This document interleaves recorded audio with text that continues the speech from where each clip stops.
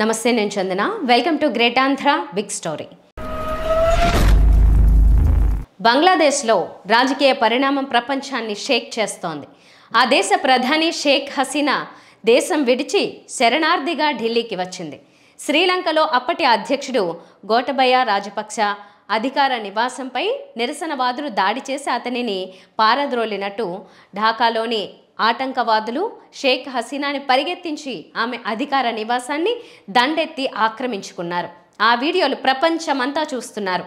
ఆ మధ్యన సాయుధ తాలిబాన్లకు భయపడి ఆఫ్ఘనిస్తాన్ అధ్యక్షుడు కర్జాయ్ పారిపోయాక ఆయన అధికార నివాసాన్ని తాలిబాన్లు ఎలా ఆక్రమించుకున్నారో కూడా వీడియోలున్నాయి. సాయుధ శక్తుల నియంతృత్వ వాతావరణంలో అలా జరగడం పెద్ద ఆశ్చర్యం కాదు. కానీ ప్రజాస్వామ్య వ్యవస్థలైన శ్రీలంక, బంగ్లాదేశ్లో జరగడమే ఆశ్చర్యం. బంగ్లాదేశ్ పరిస్థితి అత్యంత దారుణంగా ఉంది.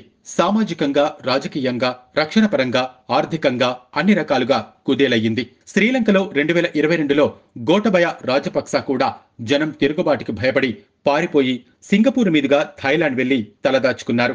ఆ తర్వాత చాలా కాలం చతికిలపడి భారత్ సాయంతో కాస్త ఊపిరి పీల్చుకుని ప్రస్తుత అధ్యక్షుడు రనిల్ విక్రమసింఘే నాయకత్వంలో ఇప్పుడిప్పుడే కుదుట పడుతోంది శ్రీలంక. బంగ్లాదేశ్లో తిరుగుబాటుకి, శ్రీలంకలో తిరుగుబాటుకి కారణాల్లో కొంత సారూప్యత ఉంది. గవర్నెన్స్ లోపం, ద్రవ్యోల్బణం, ఫలితంగా నిరుద్యోగం, అనిశ్చితి వగైరాలు. స్థూలంగా ఈ ప్రభుత్వం మాకొద్దు బాబోయ్ అనేంత తిరుగుబాటు యువతలో రావటం అదొక ఉన్మాదంగా మారి దాడులకు తెగబట్టం. ఇదిలా ఉంటే పాకిస్తాన్ సంగతి ఆల్రెడీ చూస్తున్నాం. 2019 ఎన్నికల ప్రచారంలో నరేంద్ర మోదీ ఒక ప్రసంగంలో ఇలా అన్నారు: చూస్తుండండి, త్వరలో పాకిస్తాన్ భిక్షపాత్ర పట్టుకుని ప్రపంచమంతా తిరిగి అడుక్కుంటుంది. దానికి పునాది వేశాం. అక్షరాల మోదీ చెప్పినట్టే జరిగింది. పాక్లోని గడ్డు పరిస్థితిని తట్టుకోవడానికి ప్రధాని షెహబాజ్ షరీఫ్ తిరగని ముస్లిం దేశం లేదు.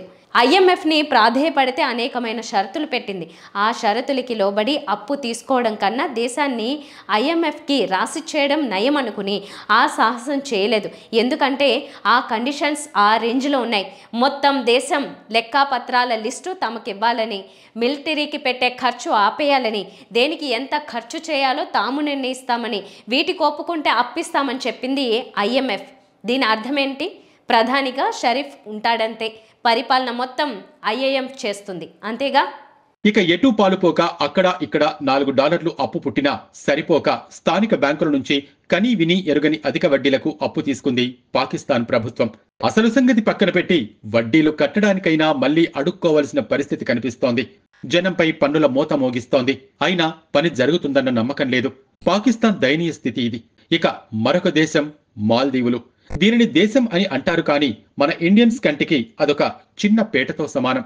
ఎందుకంటే అక్కడి జనాభా దాదాపు 5 లక్షలు. అంటే ఒక కూకట్పల్లి జనాభా అనుకోవచ్చు. చైనా మాయలో పడి గో బ్యాక్ ఇండియా అని నినదించిన అధ్యక్షుడు ముయీజు భారతీయుల ఆగ్రహానికి గురయ్యాడు. మాల్దీవులకు భారతీయ టూరిజం తగ్గిపోయింది. భారత్తో విభేదిస్తే ఎదుర్కోవలసిన పర్యవసానాలు కూడా కాస్త అర్థమయ్యేలా చెప్పింది భారతీయ విదేశాంగ మంత్రిత్వం. భారత్ని పూర్తిగా విస్మరించి చైనాతో చేతులు కలిపితే కష్టమని అర్థమైంది ముయీజుకి. దాంతో సర్దుకుని మళ్లీ భారత్ ముందు చేతులు కట్టుకుని నిలబడ్డాడు. అందుకే ప్రధాని మోదీ ప్రమాణ స్వీకారానికి ఆహ్వానం అందుకుని వెళ్లాడు కూడా.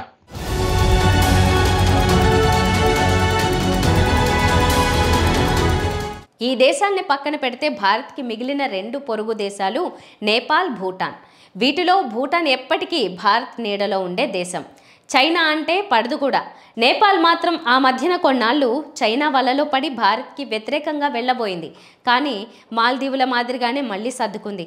ఈ ఇరుగు పొరుగు దేశాల సంగతి పక్కన పెట్టి కాస్త దూరంగా చూస్తే రష్యా పరిస్థితి ఎలా ఉందో మనకి తెలుసు. ఎప్పటికీ ఆగుతుందో తెలియని ఉక్రెయిన్ యుద్ధంతో ఆర్థికంగా బీటలు వారింది. సహజంగా అక్కడి స్టాక్ మార్కెట్ దెబ్బతింది. ఇజ్రాయెల్, ఇరాన్ దేశాల గొడవ చూస్తూనే ఉన్నాం. అక్కడ ఏ క్షణాన్నైనా అధికారికంగా యుద్ధ ప్రకటనలు జరుగుతాయేమోనని ముందే స్టాక్స్ కుప్పకూలాయి. ఇదిలా ఉంటే ఇజ్రాయెల్కి అమెరికా మద్దతు ప్రకటించి యుద్ధంలో సాయం చేస్తుందేమో అన్న ఊహాగానాలు బయలుదేరాయి. ఆ దెబ్బకే అమెరికన్ షేర్ మార్కెట్ అమాంతం కింద పడింది. టెస్లా నుంచి ఎన్విడియా వరకు ఎన్నో దిగ్గజ కంపెనీలు నేడు భారీ నష్టాలు చవిచూశాయి. పైగా అక్కడ నిరుద్యోగం, డ్రగ్స్, గన్ కల్చర్, ఎన్నికల వాతావరణం కలగలిపి పరిస్థితి ఆశాజనకంగా లేదు. ఇక UK సంగతి చెప్పక్కర్లేదు. అక్కడ కూడా ఆందోళనలు జరుగుతున్నాయి. ప్రధాని స్టార్మర్ ఆర్మీని రంగంలోకి దింపి హింసాత్మక సంఘటనల్ని నిలువరించే ప్రయత్నాలు చేస్తున్నాడు. ఎందుకంటే పోలీసుల వల్ల కావట్లేదు. ఇంతకీ అక్కడ గొడవేంటి? కొన్నాళ్ళు ఖలిస్తాన్ ఉద్యమకారులు గొడవ చేసినా అది మరీ చేయి దాటేంతగా వెళ్ళలేదు. కానీ ఇప్పుడు మాత్రం ముస్లిం శరణార్థులకి వ్యతిరేకంగా ఉద్యమం ఊపందుకుంది. ఒక హంతకుడు 3 చిన్నపిల్లల్ని డాన్స్ స్కూల్ వద్ద చంపేశాడు. ముందుగా అతను ఇంగ్లాండ్లో తలదాచుకుంటున్న ముస్లిం శరణార్థి అని పుకారు వచ్చింది. దాంతో ప్రజలు కోపోద్రిక్తులైపోయి ఒక మసీదుని తగలబెట్టేశారు. తర్వాత అతను ముస్లిం కాదని తేలింది. దాంతో గొడవ 2 వర్గాల మధ్య పోరుగా మారింది. ఈ కోపాన్ని మైగ్రెంట్స్ మీదకు షిఫ్ట్ చేసి స్థానికులు వాళ్ల మీద దాడులు చేస్తున్నారు. వాళ్ళు ప్రతిదాడి చేస్తున్నారు. శరణార్థుల పేరుతో వచ్చిన వలసదారులు తమ దేశానికి ప్రమాదమని ప్రజలు ఫిక్స్ అయిపోయారు. అందుకే ఈ తిరుగుబాటు. పోలీసులు తమ ఫోర్స్ వాడే కొద్దీ గొడవ ఇంకా పెరుగుతోంది. ఇక ఈ గలాటా వల్ల యూకే షేర్ మార్కెట్ కూడా గుల్లవుతోంది. ఇక ఎప్పుడూ ప్రశాంతంగా ఉండే జపాన్లో కూడా షేర్ మార్కెట్ షేక్ అయింది. ఇన్నాళ్ళు అక్కడ బ్యాంకుల్లో దాచుకున్న డబ్బుకి ఎటువంటి వడ్డీ ఇవ్వబడలేదు. అంటే ఇంట్లో బీరువాలో డబ్బు దాచుకున్నా బ్యాంకులో దాచుకున్నా ఒకటే. అందుకే ప్రజలు బ్యాంకుల్లో డబ్బు పెట్టకుండా పెట్టుబడులు పెట్టడం అలవాటు చేసుకున్నారు. దానివల్ల బ్యాంకులు దివాళా తీసే పరిస్థితి వచ్చింది. అందుకే పావుల వడ్డీ ఇస్తామని ప్రకటించాయి బ్యాంకులు. దెబ్బకి జనం తాము పెట్టుబడుల్లో పెట్టిన డబ్బును వెనక్కి తెచ్చి బ్యాంకుల్లో పెడుతున్నారు. ఫలితంగా అక్కడ కంపెనీలు భారీ నష్టాలు చవిచూస్తున్నాయి. ఇలా ఒకటి కాదు, చిన్న దేశం పెద్ద దేశం అని తేడా లేకుండా అన్ని దేశాలు ఏదో ఒక చికాకులో ఉన్నాయి.